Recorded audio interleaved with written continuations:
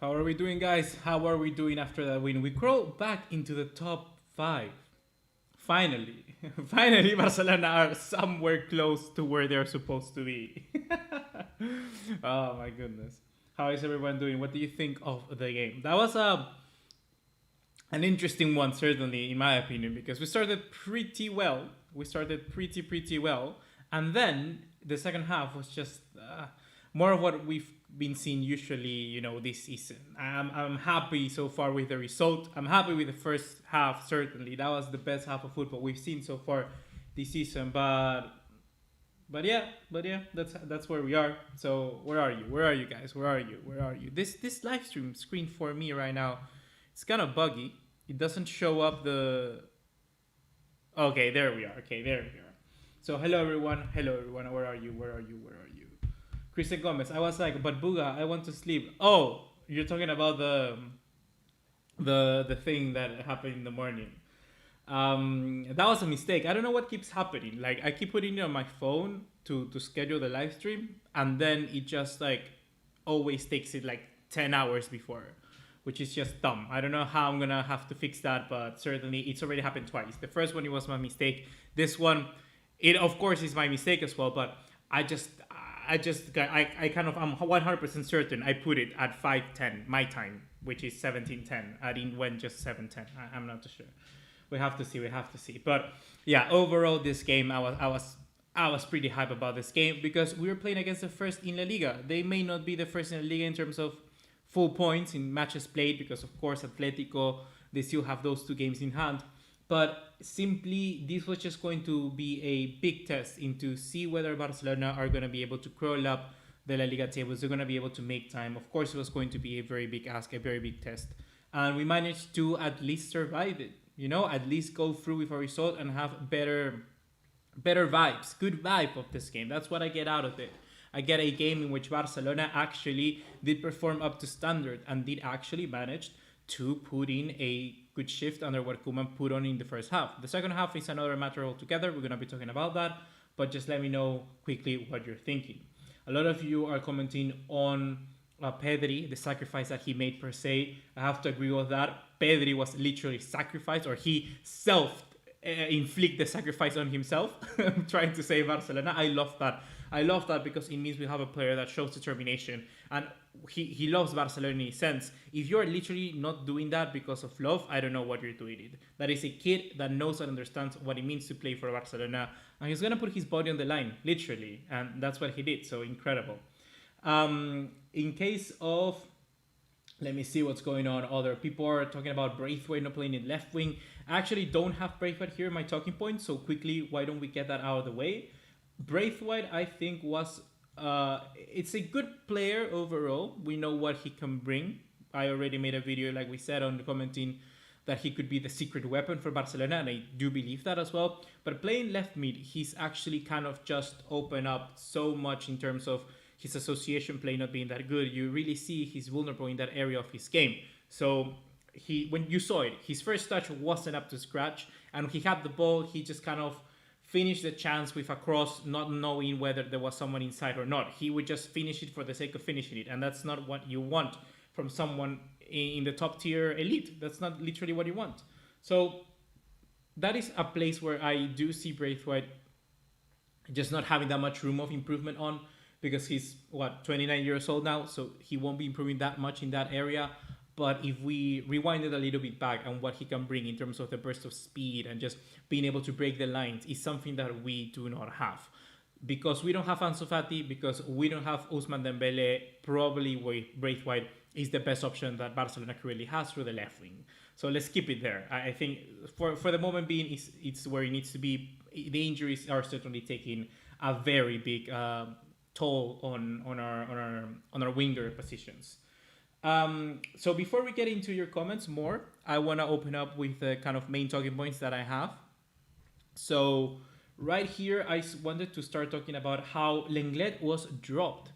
I think that Lenglet being dropped, it's a very big message. I don't think that Koeman will be resting Lenglet in this sort of scenario, especially because he's been put in the best teams that we've had for the biggest occasions. So he kind of might have realized that Lenglet is committing a lot of errors, finally at least, and he was not played today. He was not started today, and I think it was the right decision to call. I really did like how Mingueza, I don't know if it's Mingueza or Mingueza. I'm not too sure. If you know, let me know. But I'm going to call him Mingueza for now, because I think that's how it is. So Mingueza and Araujo, they've been putting good shifts, good performances, and certainly have proved more than enough that either of them could be capable starters. Of course, you would say that you would like to see Umtiti and Lenglet return to their best of forms, but in reality, I'm not really too sure. If we have these two players performing, why not keep them in the side? And on top of that, what they bring from a tactical standpoint and from just simply just adding more speed in the center backs to help, transition back faster and quicker to a defensive and solid position, that is way better. The Barcelona's transition in defense were incredible in the first half. They really, really were, because Mingueza, Araujo, they both were pressuring either any of the runners that were happening, or they would just return into position very fast. And that is what these youthful center backs, this pair of speedy players can give to you. So I'm very happy that we actually did manage to have that. And it's as a breath of fresh air, really. Before we had Lenglet, which is not the speediest of defenders, and Piqué, which is just literally closer to retirement than to his youthful days. So it's great that we're seeing this young, rejuvenated,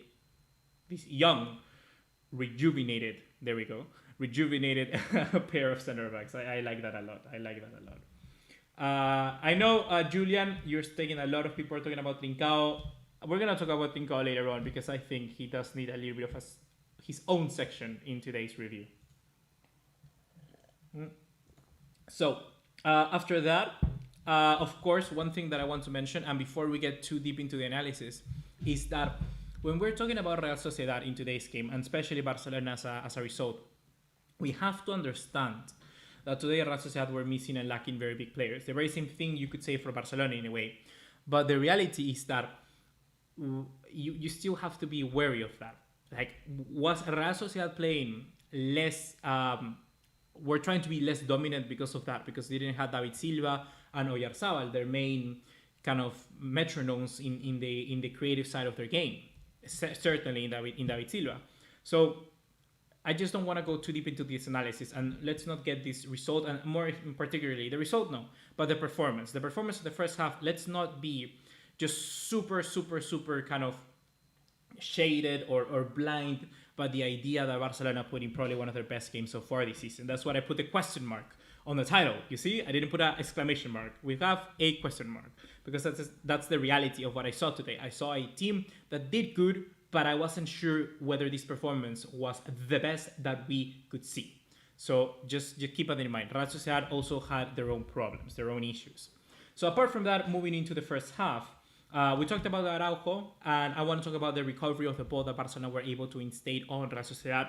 The pressuring that our midfield actually did was again a breath of fresh air. De Jong was looking free. He was looking kind of like he finally realized, you know what, Busquets, if you're gonna get cut out, but I'm gonna do my own job. I'm gonna do my own thing, and he did his own thing. And Busquets managed okay. Busquets wasn't terrible in this game. And I think that Koeman understood that, but still knew that you need to find somebody else to do better, because Busquets might have been able to get a pass, but still, we don't want a pass. In Barcelona, you're expecting 8, 9, 10 out of 10s every single game. So he wanted to look that in Aleñá, which we're also going to comment that later. But Busquets was honestly not that horrible today. He was okay. He was decent. I also want to talk about Pedri, because Pedri, a lot of the time, he was playing for the middle, right, in this game. And he knew how to understand when De Jong had to push further forward. So a lot of the time, actually, in a lot of scenarios, when Barcelona were trying to pressure from the get-go, it was De Jong doing the pressuring from the front. So actually, the 4-2-3-1, or the midfield of the 4-2-3-1, looked with Pedri and Busquets as the pivots, while De Jong actually went further forward.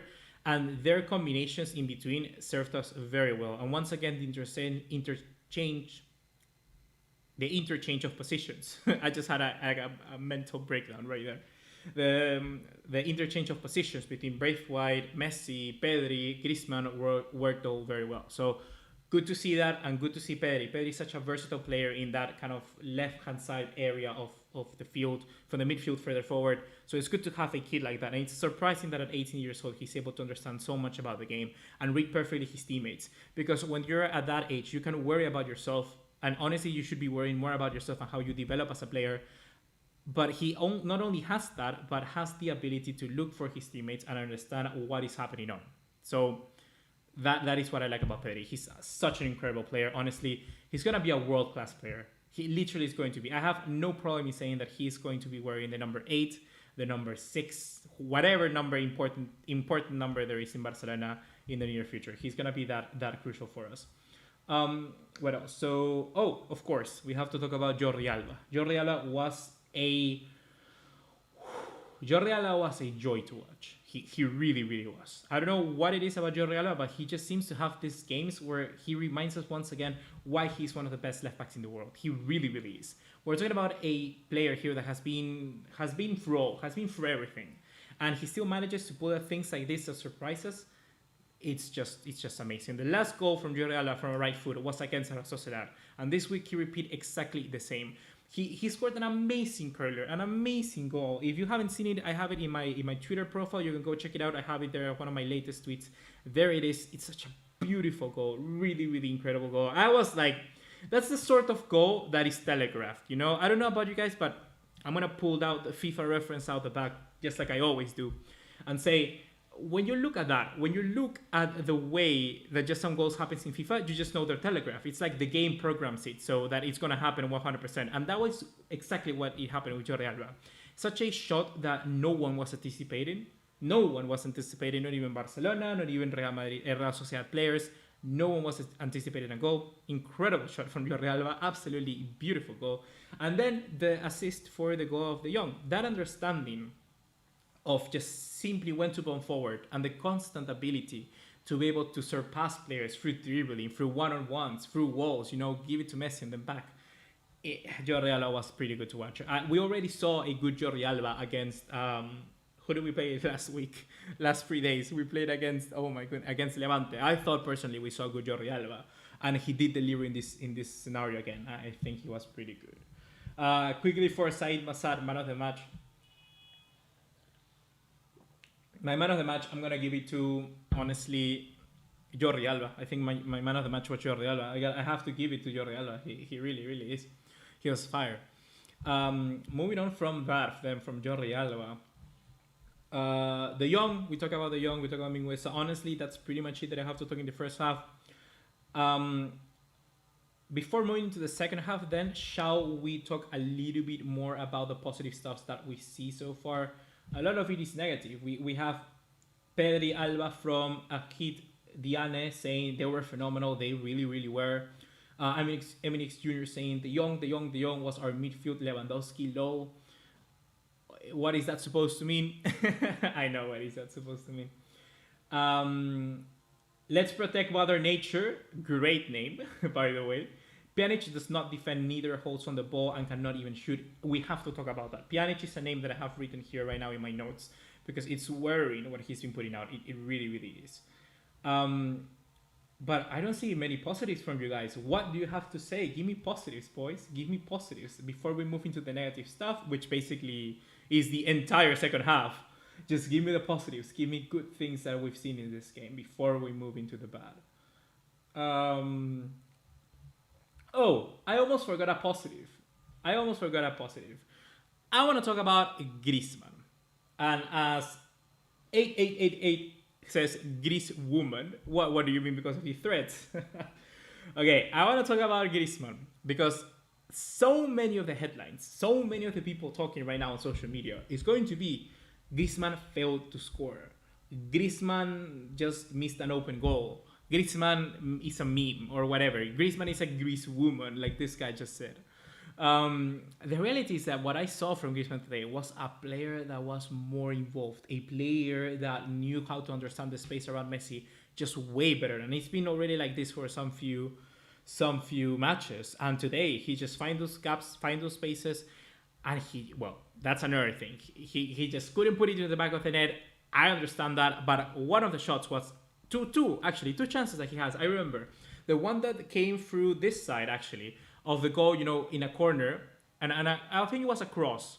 It went to Griezmann, and then Griezmann had an open net, but from a very tight angle, and he actually kind of chipped the ball from a very weird angle, tried to give it an effect very early into the game. I would say around the 11th minute, That was pretty nice to see, in my opinion, from Griezmann. If that would have went in, everyone would be shouting, Griezmann, the Lord, incredible. But that didn't happen. And then the other one was where he chipped the keeper also from a very tight angle, and it went from the post, from el travesaño in Spanish, and then it banked out. That is another one. In my opinion, Griezmann was unlucky this game. Of course, that huge miss, the one where he crosses for Giorgi Alva, and then Griezmann has a chance to have an open net, and instead of hitting it with this part of the foot, he hits it with this, and it just goes directly perpendicular into the goalkeeper. So that was horrible. That was really bad. But overall, like I said, I think Griezmann actually put in good performances, and he's not looking lost anymore. When I see this team, I actually see, oh, we're actually playing with 11 players. When we didn't have Griezmann before, we were playing with 10. Like, before, Griezmann was literally making us play with 10 players. Now I'm seeing 11. And that's a positive. At least I'm seeing 11 players on the field. That is the best way that I can explain this guy. I really, really can explain this guy. And like Forza Barça says here, Gris was really good and confident. Yeah, he was. Probably was because of the threats, because of the haircut. He was like, okay, I need to play good, because imagine if he played even worse than today. Imagine he played horrible. And he had this new haircut, so many people would put blame on the haircut. And that is not something that neither we or him wants, you know? Nishan Barpujari saying, Griezmann was quite good. He performed very well, but wasn't lucky. I agree with that. I really agree with that. Eminex Jr., Griezmann was still incredible. Anan with a very long last name, you know who you are. Busquets is improving, and for me that's a positive. I have to admit the very same thing. I think Busquets looked, like I said, decent today. I didn't think he looked like particularly incredible, but he did look so far pretty nice. You know, he looked good. He looked good. BugaLuisFC says Pains runs the wild. Positives, Araujo and Mingueza is the future of our defense. I trust them. I really like the way that they played. We talked about Mingueza before. We talked about Araujo. I think we talk about in conjunction, but in general, those two individually were incredible as well. They really, really were good. Team Sogoma saying the defensive pressure Barcelona put on Sociedad was insane. Messi rushing the keeper, Busquets challenging people. It was really nice to see. Yeah, I have to admit, that kind of challenge that Busquets put onto Lenormand in the middle of the field, the French center back that Sociedad has, and then actually gifted it to Messi, that was pretty nice to see, you know, that was pretty nice to see. Like Abjit Diane says here, first half was old golden Barca times. I agree perfectly. It was really, really good. And one more positive thing that I could add, let me see. Not really. I really don't have anything. I think it's time now for us to move into the negatives. And I think that's where a lot of you are gonna be contributing per se to today's live stream. And we have here a super chat from Tarek Yunis once again. Thank you for donating to the channel. And what you have to say is, hey Buga, our players need to figure out how to play all game just like we did into the first half. I have no idea how the form dropped in the second half. In my opinion, the form drop for a severe, I would say for a severe is the right word? For various reasons. For several, that's the word I was looking for several reasons. The first one, it has to be for fatigue. If you talk about players getting tired, if you talk about just simply how much they run in the first one, that is something that needs to be fixing. The thing that needs to happen for the squad, and especially for Koeman, is that he needs to manage better when it means to defend, when do we need to attack, are we able to control those work rates, because overall your team is always going to get tired, but it's you managing, and that's where Koeman steps in, managing the intensity of our side that could get us better into the long run. There's no time where a team is going to kind of dominate the game 100%. We've seen it even in the most one-sided affairs. Bayern Munich versus Barcelona, 8-2. Barcelona had like 20 minutes in each half where they actually did look like they were going to score a goal. But that is because Bayern Munich was in their plan all along to do that. It's how you remedy that actually make you a better team. That is where Barca needs to improve. That is where I feel Koeman needs to also improve. And that's when Barcelona can actually become a much more decisive team. The other thing that why Barcelona play worse, I would say, were for the substitutions. And here I get into the very first negative, and I'm putting and criticizing Koeman again here. I didn't think he read at all positively the substitutions. He He really didn't do that. We're talking about taking out Busquets for Aleñá. That was okay? That was fine, in my opinion. From my point of view, that makes sense. But taking out Griezmann deserved to be on that field for way longer. Griezmann was going to get a goal at some point. Of course, I'm not too sure. But he was doing a lot more for us defensively as well as attacking-wise. And Trincao, we're going to talk in Trincao. We're gonna talk about Trincao, don't worry. Trincao was just not up to scratch. So that is where I believe Koeman made it wrong, made bad substitutions. I would have potentially taken out Braithwaite at that point and push Pedri to the left, bring Griezmann to the middle perhaps, stick Messi to the front line position, and then bring Riqui Puig or bring in Conrad de la Fuente, someone like that, but not Trincao. Trincao at that point was not gonna be good. From a technical point of view, he was not gonna be good. So that's another thing. That's a bad substitution from Ronald Koeman. And the worst substitution of them all, in my opinion, was Pjanic. Pjanic came out for... Who did Pjanic came out for? For Pedri, right? Oh, Pjanic came in for Pedri. Pjanic is looking slow. It's looking slow. Pjanic is a good player that is going to be able to keep your team ticking. But it's a player that overall is going to be able to put in better performances from the get-go, because that is where he can settle into the rhythm. He takes way longer to do that, and he never got up to scratch into the game. And that is a part where, honestly, I have to admit that Koeman once again got it wrong. Pjanic has to be able to win his position from the get-go, because as a substitute, he's going to do fuck all. He's so bad as a substitute, honestly. It's surprising how bad it is. He didn't react, he didn't activate anything on the team. He entered, the team was worse. Literally, that's how it was. That's where I think Koeman needs to understand that. Yeah, Busquets is a player of the very same way, to be honest. He's a player that also lacks that ability to be impactful from the bench. But players like Aleñá, Riqui Puig, Sergio Roberto, they have that in them. So I just feel that was a wrong substitution. I really do. It's simple like that. Pjanic was not going to be moving around, especially when now Real Sociedad had the ball. So you need to win it back. You need movement. You need legs. Pjanic was not going to do that to the best of our abilities. We needed someone to recover there, and he wasn't going to be there. I've said before how Pjanic is able to cover up more ground than Busquets, but it's very different when we're talking about a team that is actually moving quite about in Real Sociedad. So that's different. I would have liked to see perhaps Aleñá playing in that holder position and then bring in Riqui Puig. That would have been for me the two substitutions that we needed to see. Riqui Puig and Aleñá. Riqui Puig for Pedri, Aleñá for Busquets. But none of them didn't happen. That didn't happen. So now I guess it's time. It's time, right? It's time to talk about Trincao. So let's start with Thick Boy here. Thick Boy says, Trincao has lost his confidence.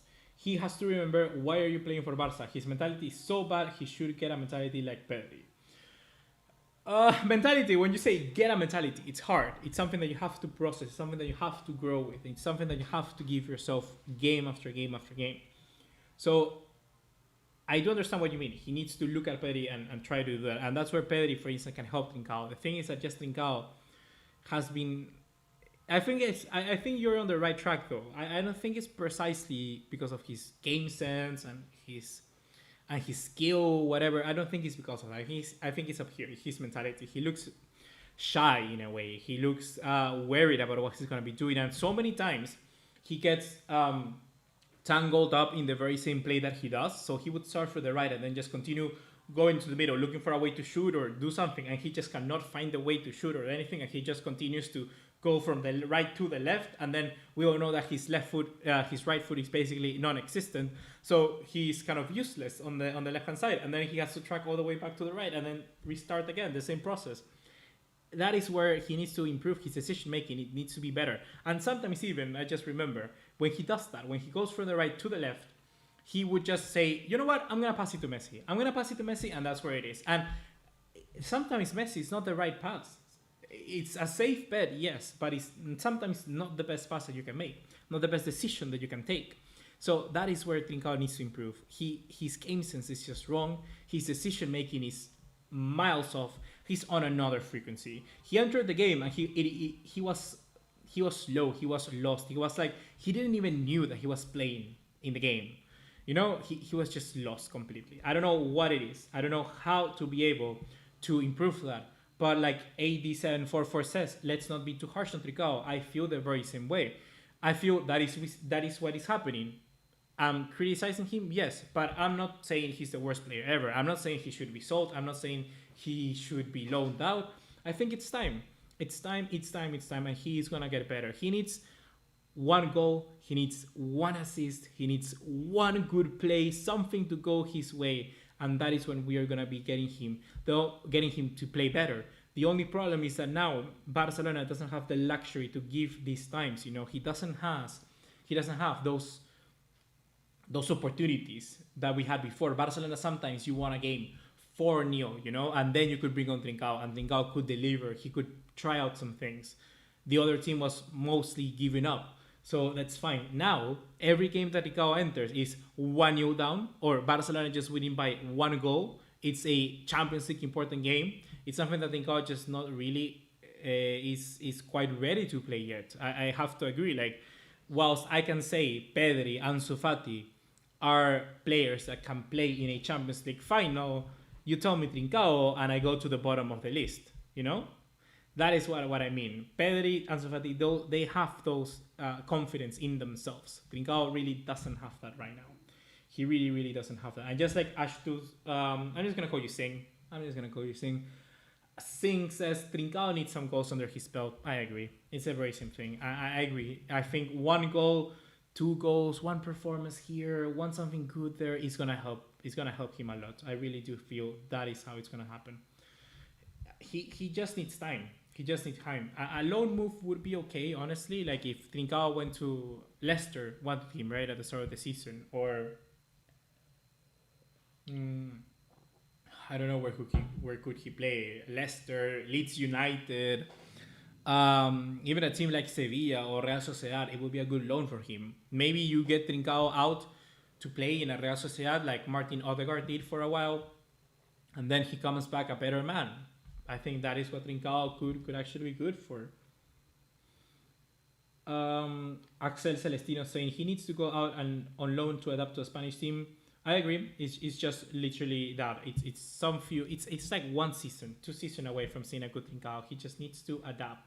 It's difficult. We sometimes underestimate how difficult it can be for anyone. We're talking about Trincao, someone that was raised there in Braga. So he probably hasn't even left his parents' house. He was living there with his family. When you move out to a different country all alone, it's completely different. The guy is just 20. He's my age. He's literally 2 days older than me.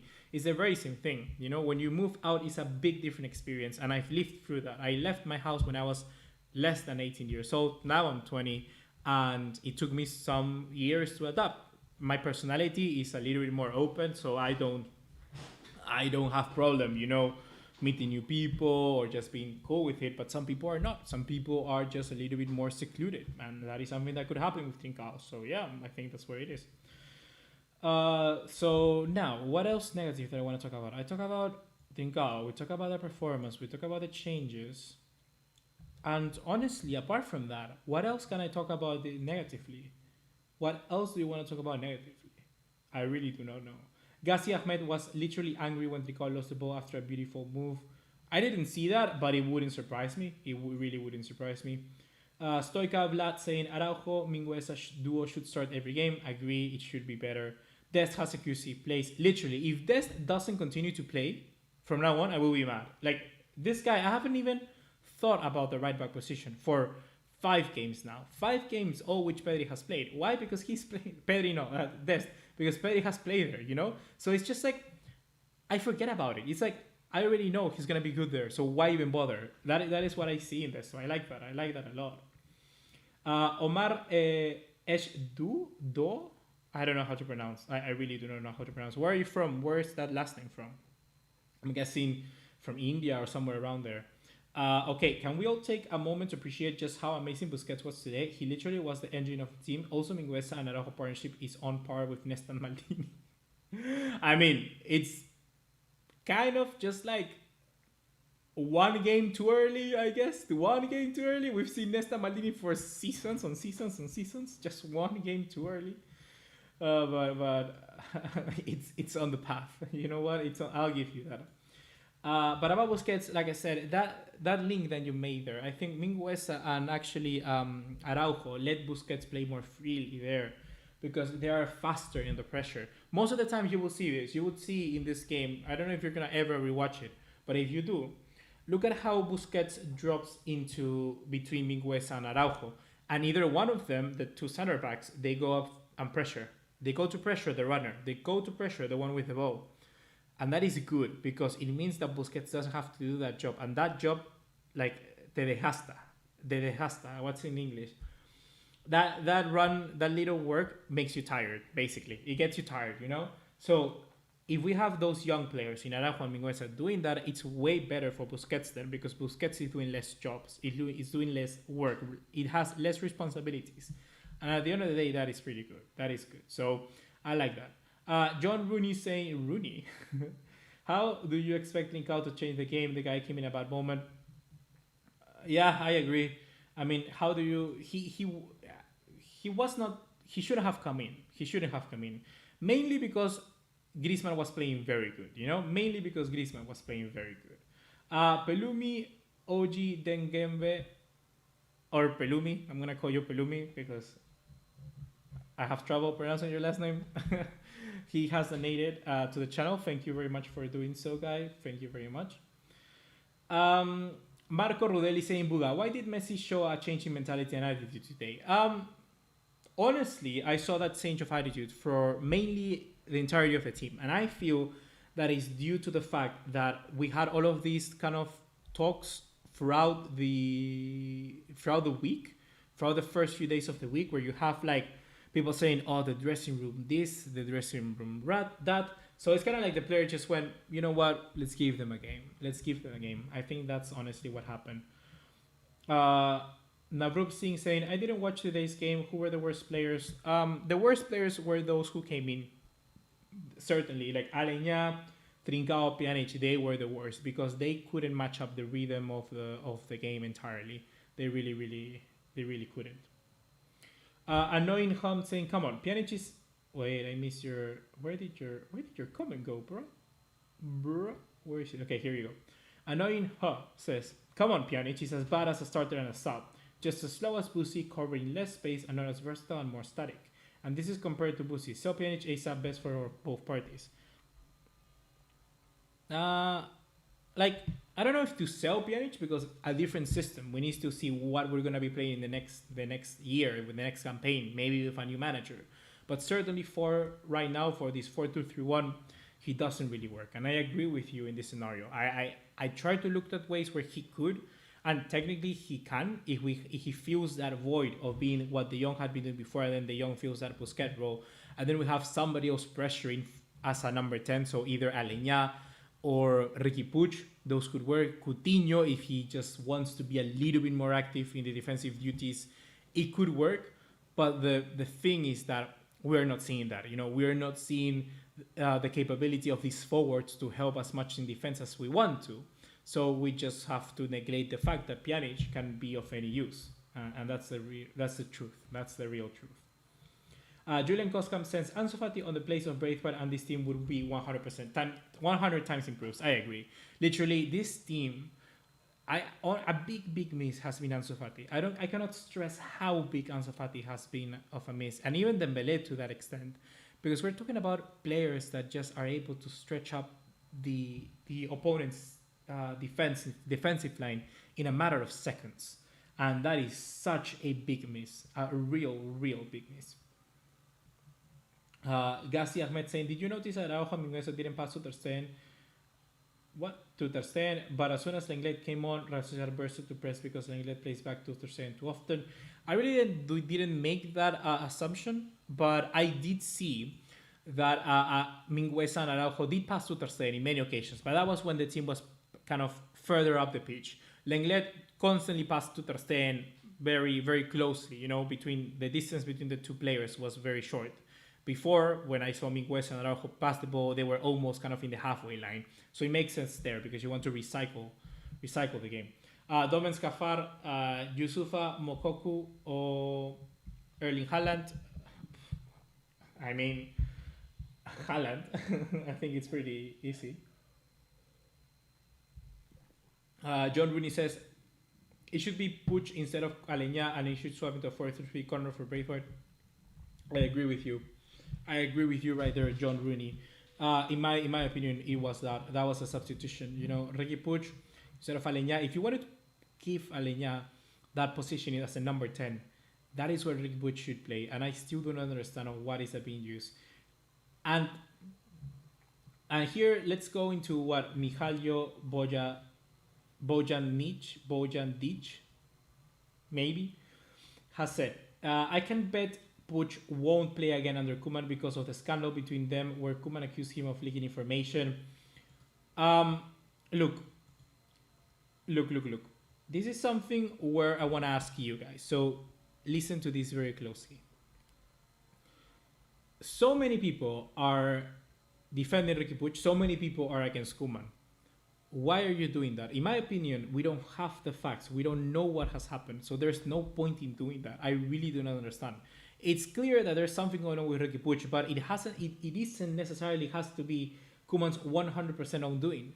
There must be a reason why Valverde never played him, or there must be a reason why Quique Setién gave him game times in certain occasions, but not that much. It's something clear that is going on with Ricky Puig, and it wouldn't surprise me if it was a case of attitude. It really wouldn't surprise me. It's something that I just don't know. I just don't know, so I don't make assumptions. I don't know if Ricky Puig is a diva. I don't know if Ricky Puig is a godsend. But one thing that we do know is that he plays well when he does. So, should Koeman be playing Ricky Puig despite that? Yes, he should be playing a bit more. But also, football is just more than just what you do on the field. Like it or not, you need those environments, that good dressing room. You need to show players professionalism and respect. And likewise, the players have to show respect to the teammates and all of that. So there are so many more layers to any sort of professional work that you do. So I don't care. That's the reality. I do not care that Ricky Puig is not playing. I think he should do better. I think if he is to play better, then he also has to do that same. Koeman should play him more. Yes, all of that. But I don't really care. I don't really care because I don't know enough. I want to see the players that they put in, and that's it. And how it should be played better, you know? I think that is where each of the two parties need to improve, and certainly Barcelona. And especially Ricky Puig, because sometimes when you're defied with this barrier, this obstacle, it takes out the real man inside to kind of go over it and, you know, overcome it. So if Ricky Puig is able to do that, then fair play, and that's incredible on him. But the other thing is that you cannot just give a position for the sake of giving a position for that much, you know? I want to see how he reacts, you know, because it's okay, he plays good, everything, but there's more to football than just that. And I don't know if it's Ricky, I don't know if it's Koeman. It's clear there's something going on, but the reality is that we should just take all a chill pill. We should all take a chill pill down.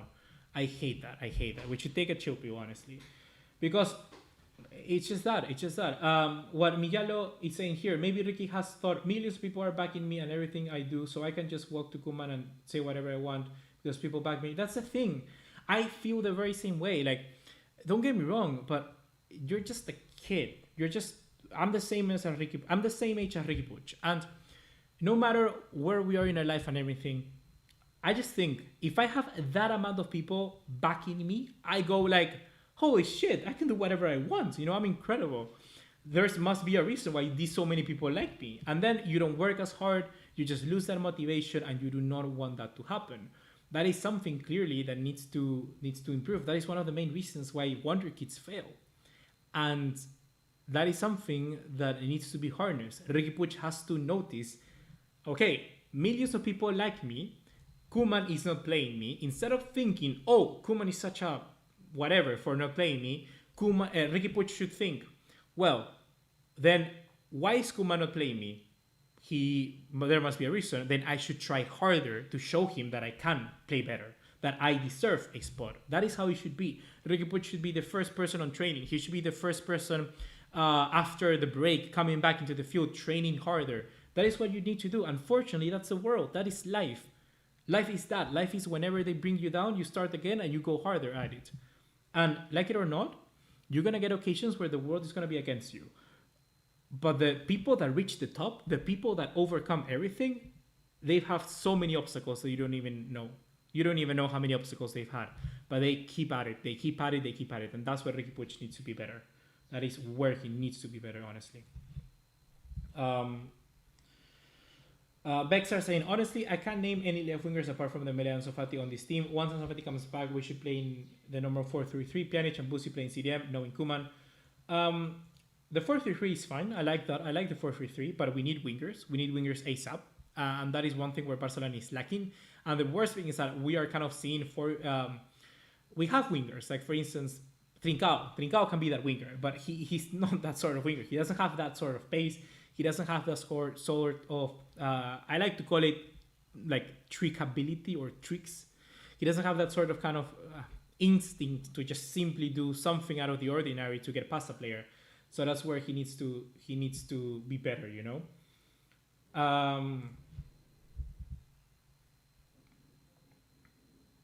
What is here? Abbas Said saying Puig works hard in training. What are you saying? That's what I mean. I'm not saying that is wrongful of you. I'm sorry, but that is wrong because you literally didn't understand what I said. I said, I don't know. I don't know. I don't care what's happening with Riqui Puig, to be honest. I'm kind of tired of it. But if that is what's going on, then Riqui Puig should think, I should work harder. He's working hard, then work even harder. That's how it is. That is how it is.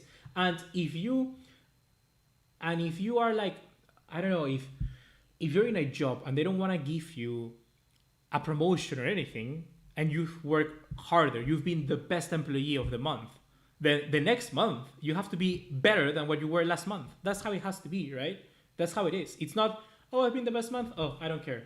I already did the best. No, you need to go at it and work harder. He works hard, great. Then work harder, because clearly it's not enough for Koeman. It's not enough for the job. It's not enough for anything.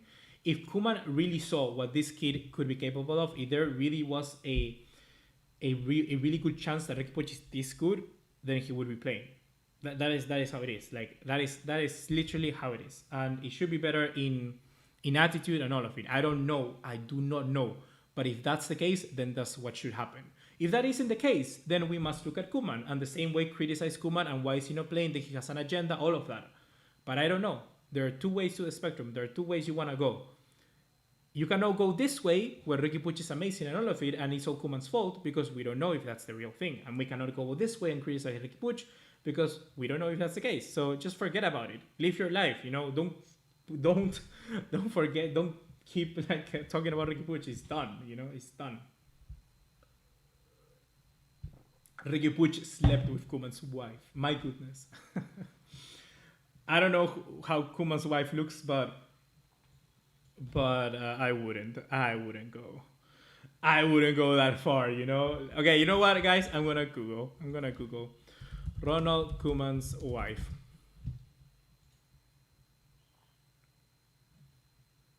I wouldn't tap that. Would you tap that? I wouldn't tap that. I wouldn't tap that. I wouldn't tap that. I wouldn't.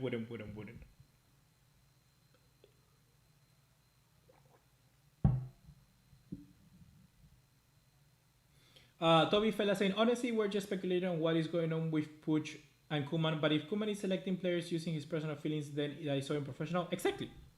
If that's the case, that is unprofessional. If it isn't, then it isn't. That is where it is. Palumi saying, I don't agree. Puig gives everything when he's on the Puig. What? I believe it's a personal agenda for Koeman being stubborn. That's what I mean. You can't believe that. It's okay, but there's no point in believing because we don't know. Why do we want to believe all of these things if we don't know what the case? We only can judge what's happening on the field. If Riqui Puig plays well, incredible. Incredible for our side, and he should play more from that perspective. But if we go into all these tangents and go up the tree through the branches and trying to find the reason, we're getting nowhere. We are getting nowhere. Anyhow, let's forget about Ricky Puig. We all know what's going on with that situation. I don't want to get into it because there's no point in getting into it. If there is a proper source where, for instance, there's Alfredo Martinez, which I really do rely on him a lot for news. He did say those things about Ricky Puig, so that is kind of where I'm going a little bit. But apart from that, I'm fine.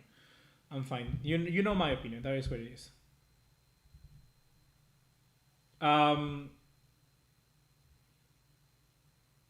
Ricky Puig would be better off reinventing himself as a winger, like Foden, like Phil Foden. You see, Phil Foden was like Ricky Puig, and now Phil Foden is playing right wing for Manchester City. My goodness, that is how it is.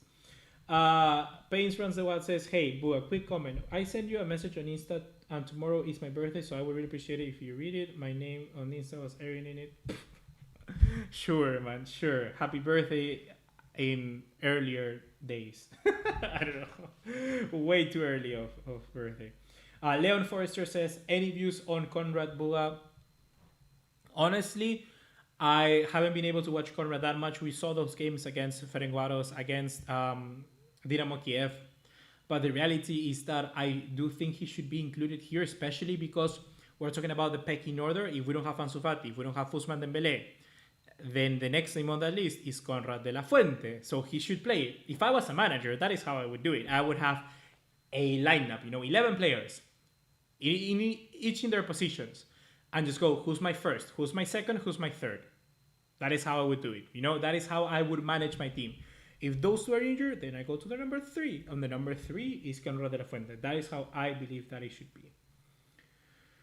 We need to sell Lenglet as quick as we can. Honestly, I'm slowly thinking that a little bit more. I'm not too sure. I'm not going to give a verdict, but I if he doesn't pick it up, then it might be a thing to look at. Especially if Mingueza, Araujo play better. If we get Eric Garcia and then we bring somebody else like a Delict or Keep Titi or whatever, we need to sell Lenglet. That's the honest thing. Do you think if Barca suddenly woke up and go on a streak of 15 games or so, could we have a chance of that? Oh, certainly. Like literally right now, Barcelona are 5th on La Liga. That is pretty nice, pretty okay.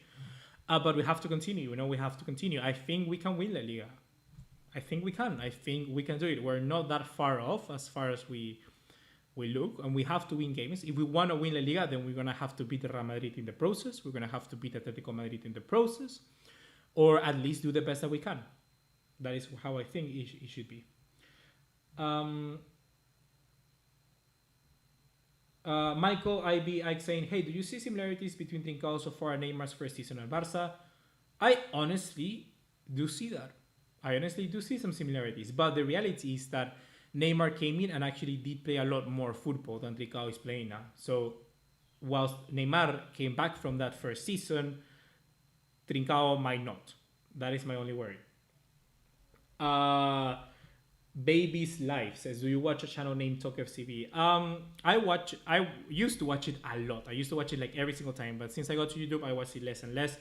I like the channel. I don't have anything against Jamie and Talk FCB. It's just that simply when you do your own content, it's like you hear, let's be real. It's like you already consume so much football that the next thing that I want to do is not consume football. So I finish this live stream and the next thing I do is probably not think about football for the next 3 hours. I'll probably just jump on a Discord call with my friends, go eat something, play a video game, watch a movie or something. I don't want to go watch football again, It's like you ask someone in management or in a law firm, you go, hey, have you heard of this lawyer? It's like, yeah, it's pretty cool, right? But then when you're finished working as a lawyer, the next thing you don't want to go is kind of do more lawyer stuff. I'm subscribed to him. I comment on his videos whenever I watch. It's fine. I just don't see that much football content in reality. I listen to some few podcasts and one guy called Mr. Seitan, and just that's it. All the other content I consume on YouTube is pretty much video games. Leon Forrester. Actually, now we're approaching the 15-minute mark. And as you know, the 15 minutes is kind of where I actually start to wrap up the video. And quickly, we're going to answer the question. So Soccer Factor says, do you think that Messi will leave Barca? I don't think Messi will leave Barca. I think the time... I don't think he will leave because then the new manager will come in and he will say Xavi and then Messi will stay or something like that. I don't think he will leave, honestly. 8744. What are your thoughts on facing PSG in the Champions League? I'm gonna be facing. We're gonna be facing a very difficult team, but I think it's capable. I think it's way more 50-50 than I believe people give us credit for. I think Barcelona are able to have a good enough performance.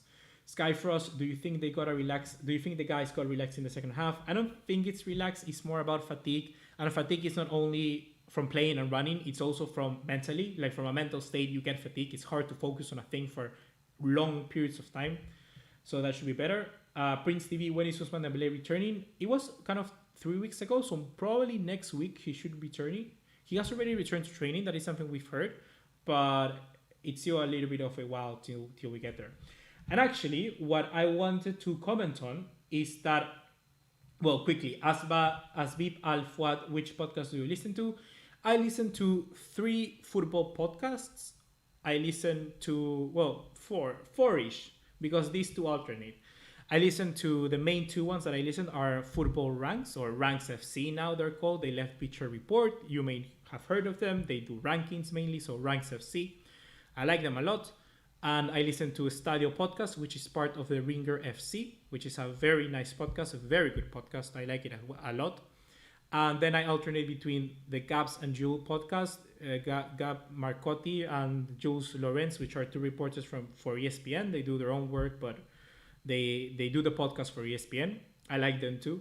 And I watch Sid Lowe, Phil Kitromalides, and Alex Kirkland. They talk in the Spanish Football Podcast, which is mainly about the Spanish football, La Liga. And guys, now I actually do think I want to announce something. So, I met this guy called Pablo Wolves Blanco, and he is going to be my co-host in a podcast we are going to be launching very soon.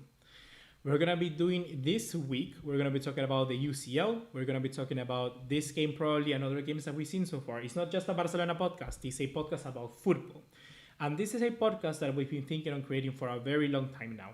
And I'm very happy that it's actually going good. This podcast, the episode that we're going to be uploading this week, is going to be a tester. It's going to be like a pilot to see how me and him work together, to see how we edit the sounds, effects, and things like that. And on top of that, we are also going to be looking later on at your feedback. So if you have feedback to give us for our podcast, we're going to be better. Is he from Barça Universal? Yes, he works at Barça Universal as well. So we're going to be looking at making this podcast, and we're going to be testing it out this week, by the end of this week. So hopefully Monday or Sunday, the podcast will come out, the very first episode. After that, we're going to go Christmas, January, March, all of that, since with no podcast. And we're going to be launching somewhere early 2021. So it could be January, I don't know. We still have work to do for our own respective things. When we are done, we're going to be launching that podcast, and we're going to be doing week in, week out, things like that. I think it's going to be great, honestly. It's going to be, like I said, football of anything. It's going to be Champions League. It could be even Europa League. We're going to be talking Arsenal, Chelsea. This week, for instance, we want to talk about the UCL draw. We want to talk about Chelsea Wolves.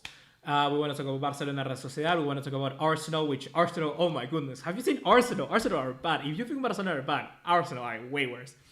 We want to talk about Liverpool, Tottenham. We want to talk about a lot of things. So that is where we're going now. That's the next step of what we want to create. We want to create this podcast, hopefully continue working on it, and see how it develops from there. So guys, you are going to be watching. So to some of your questions, where the podcast is going to be uploaded. The podcast is going to be uploaded here on my channel just for this first episode. This first episode, like I said, is just a test. It's just a test to see how it goes. And early 2021, we're going to be launching it fully with its own website, with uploads in Spotify, in Deezer, in Google Podcast, in all of the main podcast platforms that you can see. That is where our podcast is going to be up. We're going to be trying to really push this. So for the very first episode, it's going to be quality. Then the second one, then the third, then the fourth. We just really want to make this something very special. And it's going to be big. It's going to be big. Really, it's going to be big. So hopefully, guys, you tune in for that. You're going to be tuning for that. How How long will the podcast be? The podcast will be 1 hour ish. We have 3 sections in each podcast, and we're gonna be just dividing it. So if you want to listen one section first, perfectly fine. Then take a break. You can listen whenever you want. That's a good thing about podcasts. Podcasts, in my opinion, are a good way of just doing something else whilst you're doing something else. So for instance, you're gonna be working out. I use podcasts to work out. So when I'm going outside exercising, when I go around for a jog, I listen to a podcast. When I cook, I listen to a podcast. When I do something, I do for a podcast.